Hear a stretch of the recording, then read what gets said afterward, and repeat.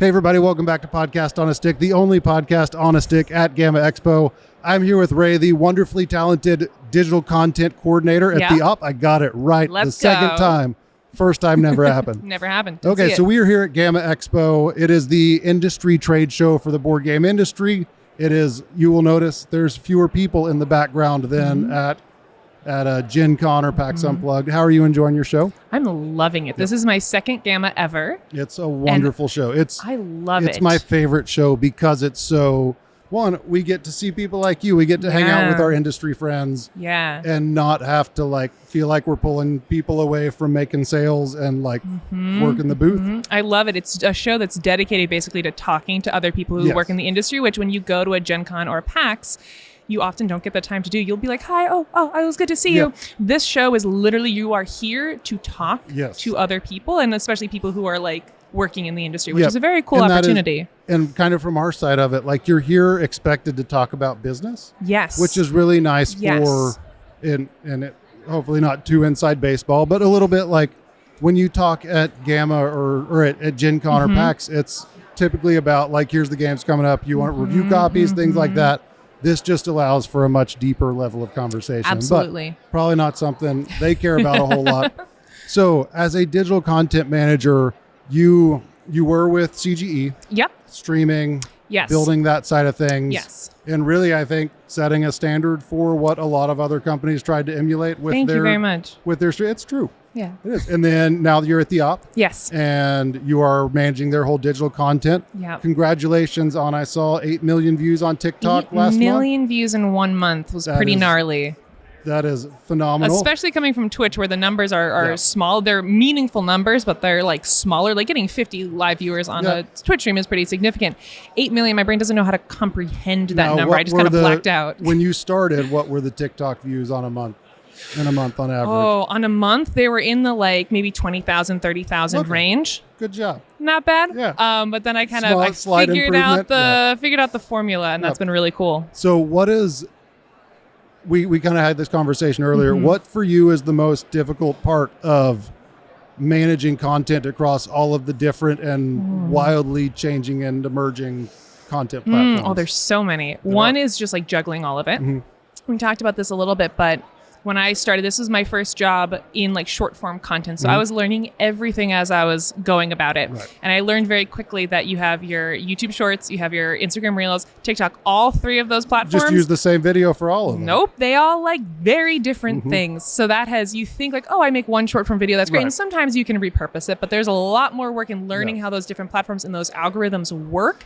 Way more work than I was expecting. Very fun, intellectually to figure it out. But it's a huge workload. But also frustrating is trying to feel like you're doing your job well. Yes, and that's the other thing that we chatted about before is that I come from a background where I like to make things look good. I like to make high quality video work, and learning kind of having to come to terms with the fact that the future of short form video is video that's coming from consumers that feels I pulled my phone out of my pocket and I did this, and learning to get used to producing that for my job feels wrong and weird, but it's what a lot of people want to see. They want to see something that feels real. And that's hard to do. That lazy video that I did in 30 seconds because I needed to post a video today. It's the bane of my existence. Is the one that went viral and you're... But you can't complain because it went viral. It went so you're viral, I guess I got to do more of that. I worked real hard on this one and no one watched it. It's an inverse curve of what you put the most effort into does the worst. And it's so frustrating. The single most popular short that we have is I was unboxing a Power Rangers dice tower for Heroes of the Grid. And I literally just dropped the dice through the dice tower, posted it to YouTube, stuck the Power Rangers song. It's 7 seconds long. Yep. It still, after a year, still has it's getting a few hundred views a month on YouTube Shorts. Just every once in a while it'll pop and be this got 3,000 views yesterday. Yeah. It was the most let me do this before I put it back in the box. Maybe a couple people will watch it. Yeah. And it has outperformed everything else that I've ever done. That's the way. That's how it goes. So what advice do you have for someone that's getting into that? And I think an important part of your story is, how long have you been at the op? 5 months. 5 months. So 5 months going from 20,000 views to 8 million views.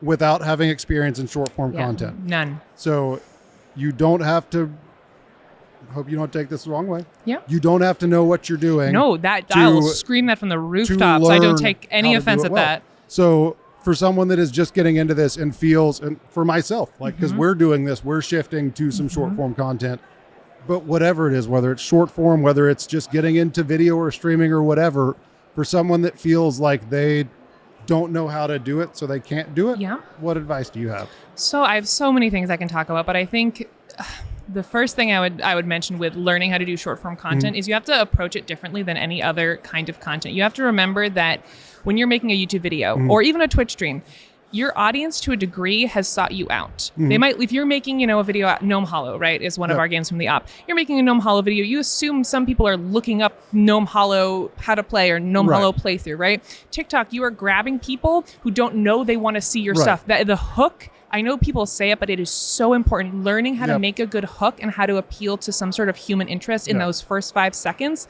that's what you need to hone. And you can do that in so many different ways. There's not a right or a wrong way to do it. But my advice is literally, and this sounds so unhelpful, but I promise you, literally just use the app. Get used to it, because if you're in the board game industry, we all are hobbyists. We are here because we love it. So we are kind of our own target audience.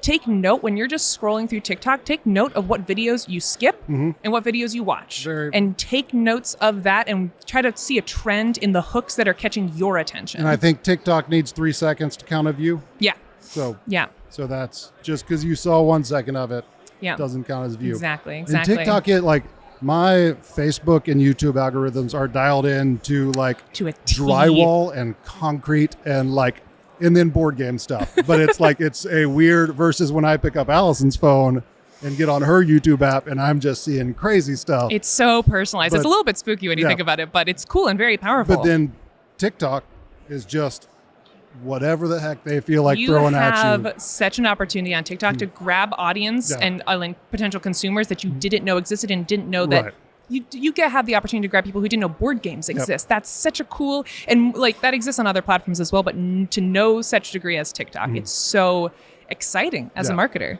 Yeah. Well, thank you so much for your time. We'll let you get back to the show. This has been a lot of fun talking to you. Look forward to hanging out more at the show. Yeah. This has been Podcast on a Stick. Thank you so much for watching. We'll see you later. Bye. Dun, dun, dun, dun, dun, dun, dun, dun, dun, dun, dun, dun, dun. Thank you to our sponsors. Who's sponsoring this? I don't know.